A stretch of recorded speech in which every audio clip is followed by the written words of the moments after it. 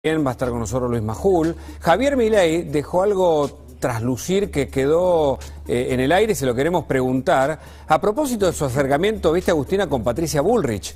Él tiene una muy buena relación con Patricia Bullrich y la pregunta a Milei, ya se sentó, es si finalmente hay un acercamiento, Javier Milei, hacia Juntos por el Cambio o no. ¿Qué significa esto? Buenas tardes. ¿Qué tal, Hugo? ¿Qué tal, Agustina?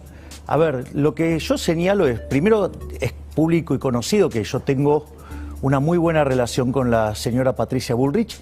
Y segundo, el nivel de coincidencias que yo tengo con Patricia Bullrich son mucho más grandes que los que podría tener Vidal o Santilli.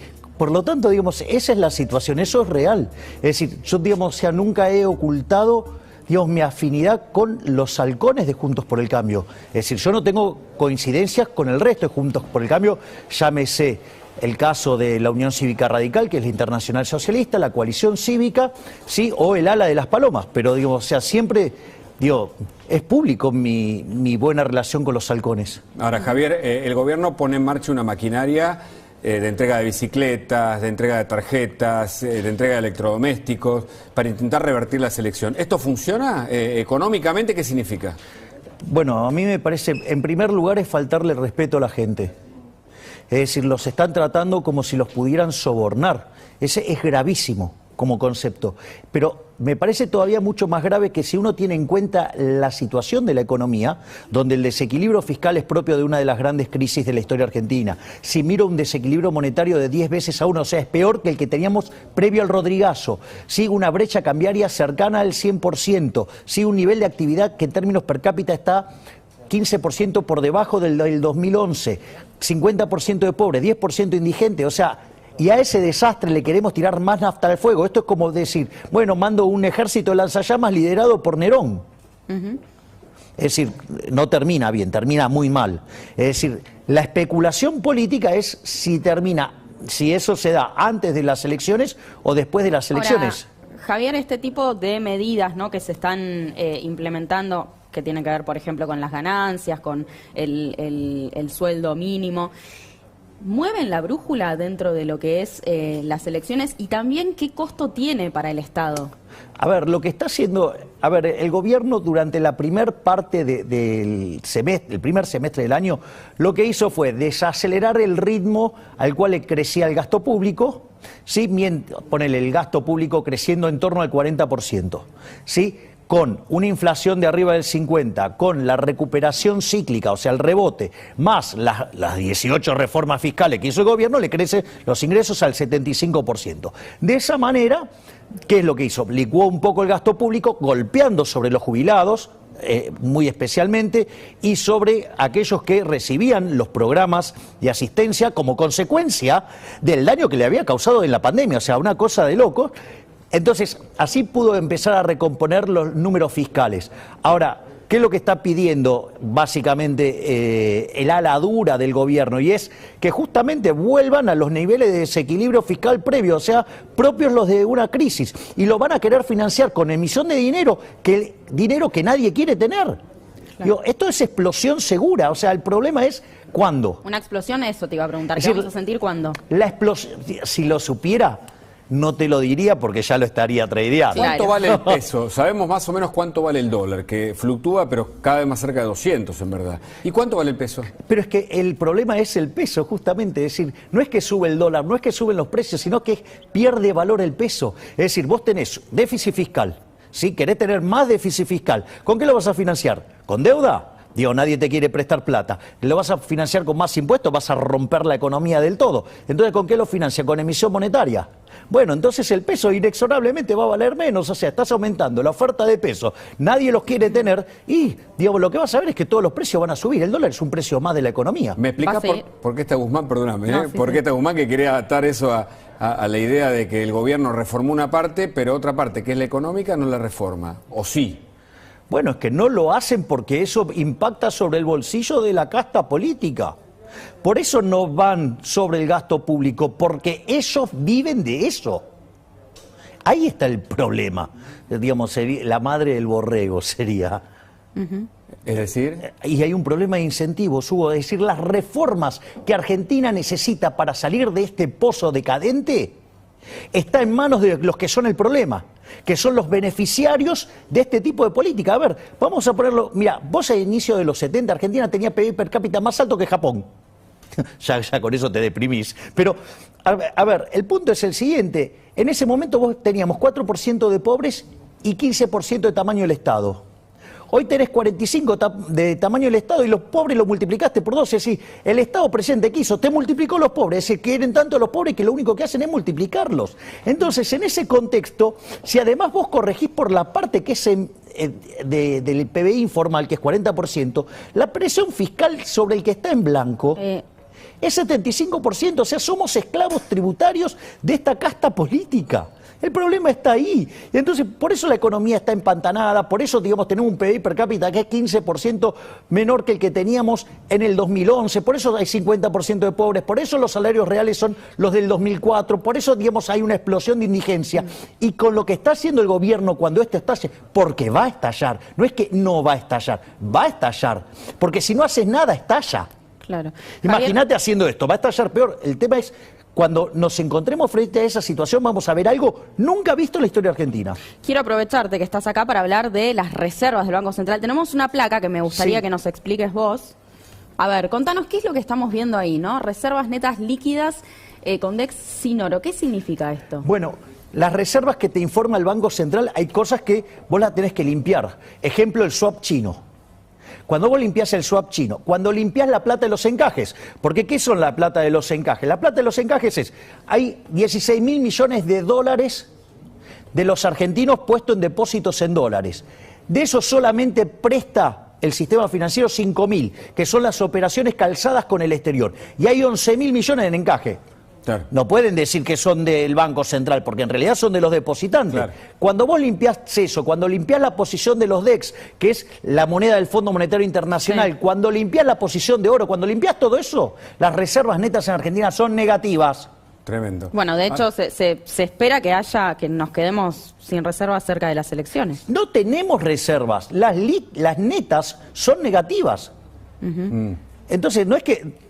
Las netas son negativas, esa es la realidad. Ahora, ¿cómo perdón, le agradecemos a Gabriel Rubinstein que nos dio esta información, material, ¿no? este Por supuesto, para charlar con Javier Milei. Sí. ¿Qué significa que no hay reservas o que son negativas para la gente? Básicamente que, a ver, vos, el balance del Banco Central, el pasivo, ¿cuál es? La base monetaria, es decir, los billetes que tenemos nosotros en la mano, para decirlo groseramente, ¿sí? Y el otro pasivo que tiene son las LELIQs, todos esos pasivos. ¿Y qué tiene del lado del activo? Bueno, las reservas. Es decir, lo que respalda, lo que da sustento a esos pesos que no queremos tener. Bueno, las reservas netas son negativas. Es decir, todos los pesos que están dando vueltas no tienen contrapartes en dólares. ¿Cómo impacta eso en la economía del día a día? Bueno, en algún momento, digamos, alguien no va a querer tener los pesos, que en realidad la gente ya no los quiere tener.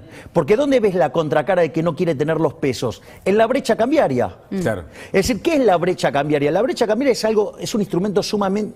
Es el reflejo de un instrumento violento, que es, si vos te querés ir de los pesos para tener dólares, no te los permite comprar. Claro. Es decir, un cercenamiento de tus libertades, un cercenamiento de tu conjunto de consumo, un daño enorme. ¿Para qué? Porque de esa manera te aumenta artificialmente la demanda de dinero y te aumenta la base imponible del impuesto inflacionario y nos vuelven a robar más. Claro. Eso es lo que vos ves en el mercado de cambios. Y la brecha es que nadie quiere tener los pesos. Es decir, si se profundiza la crisis política, la hiper es un dato. ¿Y eso cómo se revierte? ¿Se puede revertir? Mira, a ver, ¿cuál es el punto? La única forma que vos podrías revertir esto es haciendo el ajuste.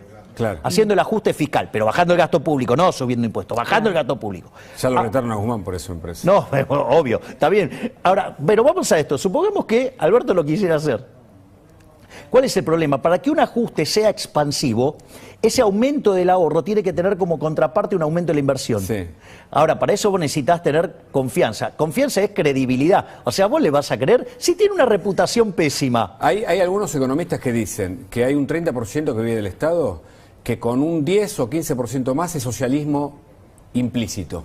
Ya estamos en socialismo. Bueno, y te hago una pregunta. Vos que hablás de criticás a la casta política, la gente con las bicicletas, los electrodomésticos, ¿tiene que aceptarlo, tiene que rechazarlo? Porque hay ahí una cosa de este socialismo o viejo peronismo que no sé si... No, está bien, digamos, yo comprendo, digamos, que digamos, la gente lo acepte, digamos, o sea, es una cuestión de cálculo, ¿sí? De cálculo, o sea, a ver, si a vos te hacen un regalo, ¿estás mejor o estás peor?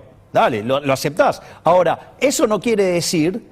¿sí? Que después tengas que ir a votarlo. Es decir, la gente, digamos, o sea, tiene que hacer las cuentas. La cuenta es, digamos, me lo das, lo agarro. Pero, digamos, o sea, pero me tratás como un esclavo, me das categoría de esclavo. Bueno, te castigo con el voto. Digo, esa sería la lógica fundamental. Esa sería la lógica libertaria, digamos. Claro, digamos, o sea, si total ya te la sacaron por otro lado con los impuestos, por lo menos, digamos, bajaste la carga tributaria neta. Explícame lo del socialismo. ¿Vos decís que hay un tipo de socialismo hoy en la práctica con tanto empleo público, tanto dádiva o plan del Estado? Pero, digamos, a ver, una de las cosas que a vos te pasa cuando, por ejemplo, no sé, seguís la lógica de camino de servidumbre, ¿no? O sea, vos vas haciendo intervenciones, el Estado entonces es el daño del Estado y eso genera, digamos, o sea, peor funcionamiento, más intervención. Cuando el tamaño del Estado está en torno al 50%, está jaque mate, Hugo. Claro. Está jaque mate porque cada transacción, si la transacción tiene dos lados y la mitad del lado, eso, digamos, es el Estado... ya está, digamos, game over. Correcto. Tenemos a Luis Majul con nosotros, le damos la bienvenida a Luis que quiere hacerte una pregunta, Javier. Buenas noches. Buenas noches para todos, gracias Agustina, gracias Hugo. Veo entrar en el estudio a María Eugenia Vidal, enseguida lo vamos a entrevistar. Gracias Javier por venir, por haber venido. Tengo una pregunta para Javier Milei que se le hace mucha gente dentro de la política y fuera de la política. Uno a veces te escucha y dice, este tipo tiene la posta, tiene la solución. Ahora, después está no la política, no la casta política, que es otra cosa, la posibilidad de hacerlo, la política como el arte de lo posible.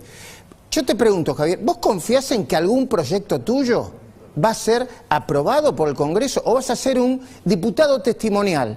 Porque lo que planteas vos es muy difícil de hacer. Yo te escucho y no digo que esté mal, cada uno, las ideas se defienden. Pero ¿cómo vas a hacer cómo vas a hacer para sacar los planes de un día para el otro? A ver, punto uno, o sea, falacia del hombre de paja, que esto, digamos, lo alimenta a la izquierda, digamos. Yo jamás dije que iba a sacar los planes de un día para el otro. Es decir, de hecho yo hablo de reformas de 3 generaciones y una de las cosas que digo es que el tema de los planes sociales, el empleo público, entra en la segunda generación de reformas, ¿sí? En un contexto de crecimiento económico donde las personas dejan los planes sociales, no se les quita los planes sociales, los dejan porque tienen trabajo, lo mismo que los empleados públicos, un programa de retiro voluntario donde se van con una indemnización teniendo trabajo en el sector privado, ¿sí? Es decir, la idea nunca es abandonar la cuestión social porque no es solamente un problema de sustentabilidad, es decir, que vos logres cumplir la restricción presupuestaria intertemporal, o sea, que podamos pagar las cuentas, por decirlo de alguna manera, sino que además lo que es importante es que sea sostenible, porque si vos haces un programa que es indigerible socialmente, entonces estás complicado porque, digamos, te cavaste la tumba solo.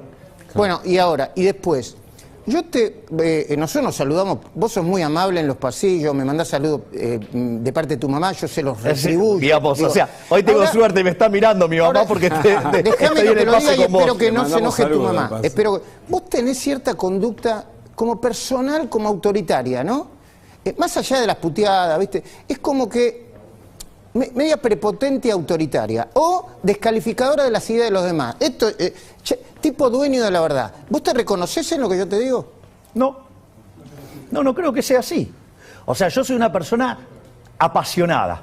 Sí. Es como si cuando vos vas a ver una ópera de Puccini, ¿viste esos personajes de Puccini que tienen toda la polenta y son súper apasionados? Bueno, yo soy un enamorado de las ideas y estoy dispuesto a dar la pelea como sea, pero vos hablas de personaje, eso es una escena, esto es la vida pública y la verdad, si vos ofendés a alguien, está bueno tal vez, si utilizaste un término inadecuado, disculparse o no. ¿Le pediste disculpas, por ejemplo, a Horacio Rodríguez Larreta? No importa que sea por la barbaridad que... Es una barbaridad lo que dijiste. Bueno, digamos, lo que hago yo, digamos, en mis redes sociales es un problema mío, ese es el primer punto. Y el segundo punto, ¿sí? No, porque, digamos, perdón, Javier, si vos estás metido en la cosa pública, es un bueno, no es un problema. Digamos, o sea, Luis, podés estar sometido a discusión. Luis, si a vos no te gusta, si a vos no te gusta cómo yo me manejo en mis redes sociales, no, yo te lo pregunto, es un problema, digamos, quieras, yo no es sé. muy fácil, no mirás mi Instagram ni se acabó, mirá cuál es el problema. Pero no, ya está, se terminó el problema. Pero vos, por supuesto que yo lo puedo hacer o no lo puedo hacer, gracias por la sugerencia, voy a ver qué hago. No es el problema ese. El problema es la conducta, la conducta ¿Y qué tiene personal. que haber entonces una policía que regule cómo, digamos, o sea, nos tenemos que expresar unos y otros? No, bueno, Javier, que lo no resuelva te el enojes, mercado. no me corras con eso. Te planteo una cosa. Pero que lo resuelva el mercado, digamos, lo resuelve el mercado, Luis. Bueno, es decir, el que no lo quiere mirar, no lo mira. Y el que lo quiere mirar, lo mira. Pero, y además, hacer el foco sobre las formas, cuando yo estaba sobre el contenido, señalando la persecución por parte del jefe de gobierno a los opositores, me parece mucho más grave eso. A ver, digo, que usar vos tengas recursos crítica públicos, política. usar recursos públicos para perseguir opositores, me parece mucho más grave. Javier, de nuevo, sin que te sulfures, ¿no? No, digamos, no, te digo, no tiene, para ahora, la Luis, crítica que soy política está apasionado. bien. Cuanto más fuerte mejor. Es el debate, yo creo que le ayuda al debate. La descalificación y además que yo ponga el eje en una cosa o en la otra. Bueno, tus declaraciones también a veces son personales. Vos a los dirigentes... De vuelta, hay una cuestión que son las formas y otra que son el fondo. ¿Por qué no discutimos en el fondo, sí, que es el uso de recursos públicos por parte de los que están en el Estado persiguiendo a opositores? Discutamos todo, las formas y el fondo. Bueno, me parece que en términos de orden de magnitud, el uso del aparato represivo del Estado para recolectar impuestos y perseguir opositores me parece mucho más grave, claro, digamos, que alguna palabra, algún exabrupto en una red social. Digo, o no viste las redes sociales que son una cloaca. Javier, perdón, hay una mejor versión de Javier Milei que es capaz de contener algún rasgo emocional y utilizar algunas palabras. Que sí, es una persona no. Pero de vuelta, humana, a ver, de vuelta. Ustedes, digamos, me reciben en esta casa hace largo tiempo. Sí. Y sin embargo, digamos, o sea, yo no tengo ningún tipo de problemas en los vivos acá. Por supuesto. ¿O tuve alguna vez algún problema en un vivo con vos, Luis, o con vos? No, pero no es problema. No, entonces, pero acá no hay ningún problema. Simplemente te señalé algo. Y bueno, como yo siempre te estoy contestando sobre el uso de mis redes. El uso de mis redes no es una cuestión mía y uso mis redes como digamos, yo quiero. No perdamos más tiempo. Se ve que no entendiste. Ojalá te sirva. Si no entendiste, está todo bien. Bueno, digamos, te hago una última pregunta que tengo. El track record mío en los últimos 2 años en toda la televisión y sin embargo no hay reacción. O sea, ahora, digamos, si me van a querer regular cómo utilizo mis redes sociales, bueno, ok. No digamos, conviertas todo en una cuestión de libertad. ¿Cómo que no? Todo es una cuestión de libertad. Javier. A ver, soy libertario, Luis, y justamente la libertad es el centro de todos los puntos. Yo desde el punto de vista de los derechos individuales soy más libertario que vos. Así no que dudo que seas más libertario que yo, pero no importa. Así que hacé lo que quieras, hacé lo que se te dé la gana. Era una pregunta que hacé lo que se te... Y si podés contestarme esta pregunta, así ganamos tiempo. Ese gráfico decía que probablemente el viernes ante las elecciones se quedaba sin reservas, no como las medís vos, como se miden de manera tradicional. ¿Puede haber una corrida cambiaria o un estallido del dólar para arriba ante las elecciones? De hecho lo hay, Luis.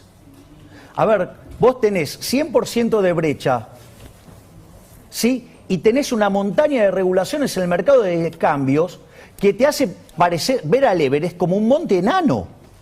Es decir, ¿qué quiere decir esto? Que la demanda de dinero se te pulverizó. Es decir, el sistema está sostenido sobre un precio artificial. Y esto es la parte más grave, porque no es, bueno, la brecha está ahí. La brecha, digamos, de 100% tiene consecuencias macroeconómicas y sociales enormes. Eso significa que vos tenés un exceso de demanda en el mercado de divisas. ¿Cuál es la consecuencia de ello? Digamos, por ejemplo, que en el mercado de bonos el precio de los bonos es bajo, es decir, la tasa de interés está en las nubes. No solo eso, sino que significa que eso te impacta negativamente en el nivel de actividad, te impacta negativamente en el empleo, te impacta negativamente en el salario real y te hace aumentar el número de pobres e indigentes. Es decir, que si el gobierno sigue inyectando pesos, aumentando el combustible de la brecha, ¿cuál es el problema? Que no te lo vas a poder sostener socialmente. Entiendo. Entonces, el día que vos levantás la olla a presión, porque te quedaste sin reserva, porque tenés un problema de crisis política, esto va a ser peor que el Rodrigazo, porque el desequilibrio, o sea, es 10-1. ¿Sabés qué significa eso? Que abajo de la alfombra hay 900% de inflación escondida. Entiendo. Javier, muy agradecido por el tiempo, ¿eh? No, por favor, es siempre un placer. Bueno, y de nuevo, hace lo que quiera. Yo libre, anda libre por la vida, ningún problema. Siempre libre en mi caso. Por supuesto. Como el tema, ¿viste, Luis? Hugo, ¿me dejás que me detenga un segundito? Sí, claro. Claro que sí. Así recibimos a María Eugenia Vidal. Yo en el editorial de las 20:30 voy a plantear una alerta. ¿Por qué? Porque lo veo al gobierno desorientado. Yo diría desorientado, desesperado. Y acá está el elemento que nos toca a todos. Dispuesto a hacer cualquier cosa. Y cuando digo cualquier cosa es cualquier cosa. ¿Viste como esos equipos de fútbol que van 5-0 y le faltan 20 minutos? Entonces, están dispuestos a hacer cualquier cosa, romperle la pierna al contrario, un piquete de ojos. Ganar de cualquier manera. Y lo veo muy contradictorio. Las decisiones del gabinete. Hay un problema, ya que estamos con Milei, hay un problema ideológico profundo dentro del Frente de Todos. No es un detalle. No es solamente una pelea entre los auxiliares para ayudar con los varones del conurbano por un lado y los gobernadores de los feudos por el otro. Es un problema ideológico y todavía no se resolvió. Es más, en las próximas horas es posible que haya una novedad importante porque a Cristina no le gustó nada lo que le dijo Guzmán a través de una entrevista con Víctor Hugo, Dos Morales le digo yo, ¿no? Sí. Dos Morales, doble moral. No le gustó nada y va a haber novedades en las próximas horas. Así que cuando planteamos nosotros el alerta es por eso, es porque quieren repartir dinero que no se puede repartir a esta velocidad. Va a generar un hecatombe en la inflación y en la economía y pasan por encima de cualquier moral, regalando bicicletas, lavarropa y cuidado que ya están empezando a ofrecer plata en efectivo. Miren San Luis, miren La Pampa, Cuidado que esto se está produciendo. Tucumán, Luis, Tucumán, ¿no? Exactamente. El gobernador Jaldo que era acusado de entregar 1.000 pesos por ir a votar antes de las 10 de la mañana. Exactamente. Bueno, yo a propósito de esto, primero la saludo a María Eugenia Vidal. María Eugenia.